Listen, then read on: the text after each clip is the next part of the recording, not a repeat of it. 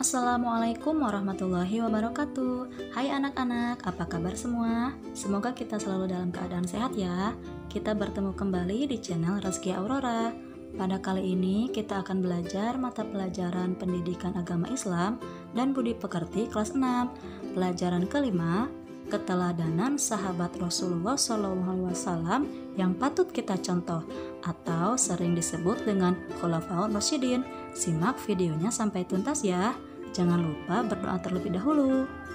Dan Ibu ucapkan terima kasih bagi kalian yang sudah like, subscribe, dan menekan tombol lonceng di channel Ibu. Baiklah anak-anak, mari kita membaca basmalah untuk memulai pelajarannya. Bismillahirrohmanirrohim.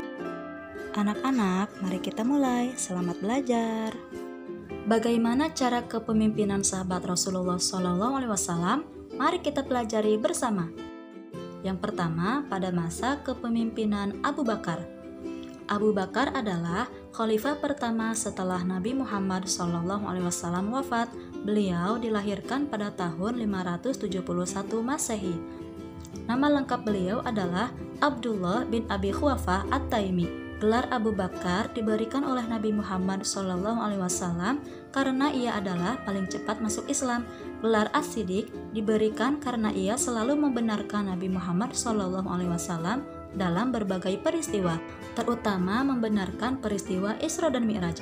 Abu Bakar memimpin dari tahun 632 Masehi sampai dengan 634 Masehi. Abu Bakar senantiasa meneladani perilaku Nabi Muhammad SAW.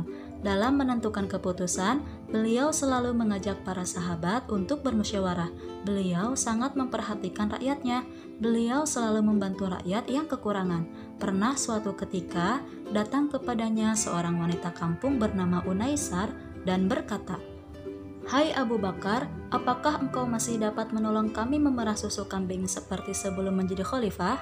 Jawab Abu Bakar, "Insya Allah aku akan tetap bersedia menolong kamu." Meskipun Abu Bakar sudah menjadi pemimpin negara, beliau tidak sombong dan masih mau memerah susu untuk rakyatnya di kampung. Untuk kesejahteraan rakyatnya, beliau mendirikan Baitul Mal, yaitu suatu lembaga yang mengurusi kas dan keuangan negara. Yang kedua, pada masa kepemimpinan Umar bin Khattab. Umar bin Khattab adalah khalifah kedua setelah Abu Bakar. Umar bin Khattab mempunyai nama lengkap Umar bin Khattab bin Abdul Uzza. Umar bin Khattab menjadi khalifah sejak tahun 634 Masehi sampai dengan 644 Masehi. Beliau seorang pemberani, jujur, adil, tegas, bijaksana, dan bertanggung jawab terhadap rakyatnya. Beliau juga seorang pemimpin yang hidup sederhana dan suka bermusyawarah. Misalnya, suatu ketika Khalifah Umar bin Khattab menyuruh anaknya untuk mematikan lampu di dalam ruangan kantor khalifah karena lampu itu dibiayai oleh negara, sedangkan kedatangan anaknya untuk keperluan pribadi keluarganya. Khalifah Umar bin Khattab tak mau menggunakan fasilitas negara untuk kepentingan pribadi dan keluarganya, walaupun hanya sebatas cahaya lampu.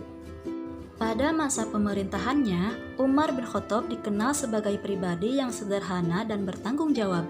Sebagai contoh sikap tanggung jawab yang diperlihatkan Umar bin Khattab yaitu, pernah suatu saat beliau berkata ketika ia melihat kondisi jalan yang rusak, "Aku akan segera memperbaiki jalan itu, sebab aku takut diminta pertanggungjawaban di hadapan Allah Subhanahu wa Ta'ala.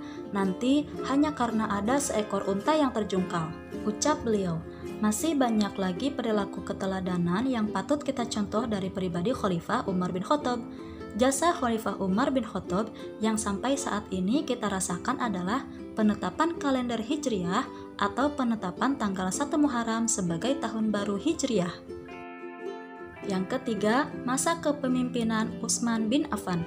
Khalifah Utsman bin Affan memerintah selama 12 tahun atau dari tahun 644 sampai dengan 656 Masehi. Beliau dikenal sebagai orang kaya dan dermawan.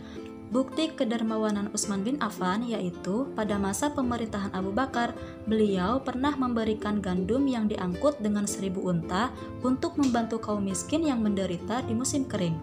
Di masa pemerintahannya, Utsman bin Affan melakukan kodifikasi, yaitu menyusun atau membukukan kitab Al-Quran karena beliau khawatir akan terjadi perbedaan Al-Quran. Kemudian, beliau membentuk panitia penyusunan Al-Quran yang diketahui oleh Zaid bin Sabit dengan anggotanya Abdullah bin Zubair dan Abdurrahman bin Haris.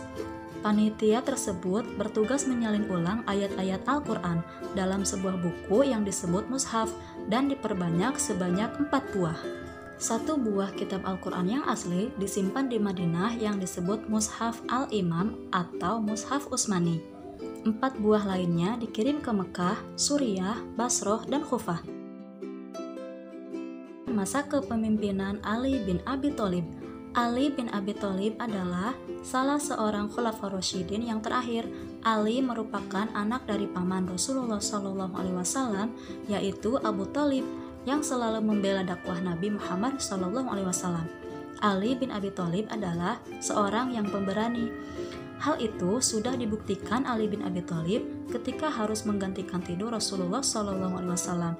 Padahal di luar rumah pemuda-pemuda Quraisy ingin menyakiti Rasulullah SAW yang akan pergi hijrah. Masa pemerintahan Ali kurang lebih selama 5 tahun, yaitu dari tahun 656 Masehi hingga 661 Masehi.